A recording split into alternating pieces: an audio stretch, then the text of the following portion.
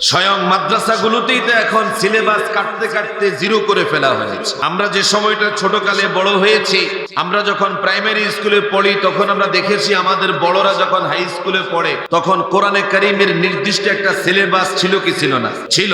এমনকি আরবি ভাষা শেখার জন্য একটা আরবি ভাষার বই ছিল কি ছিল না? ছিল। আমি আমার বড়দেরকে দেখেছি যারা হাই স্কুলে ঠেকারার স্কুলে পড়েছে তাদের কাছে আরবি বই আমরা দেখেছি। হাই স্কুলগুলোতে এতটুকুন ব্যবস্থা ছিল। এখন তো মাদ্রাসার গুলোই কাটতে কাটতে শেষ, স্কুলের কথা তো নাই। তো দিন আমরা শিখবো কোথায়? এই মাহফিল গুলোকে আমি বলি আমার মতো করে কম খরচে আড়ম্বর করে ঘন ঘন বেশি বেশি করে এই জাতীয় মাহফিল গুলো যদি আমরা চালু না রাখি, বিদগ্ধ ওলামা ইকরাম যারা দ্বীনের কথা সঠিকভাবে বলেন তাদেরকে যদি আমরা আমাদের সামনে না বসাই, তাদেরকে যদি ডেকে না আনি, প্রজন্মের কাছে দ্বীনের বার্তা পৌঁছানোর মতো ব্যবস্থা বাকি থাকবে না।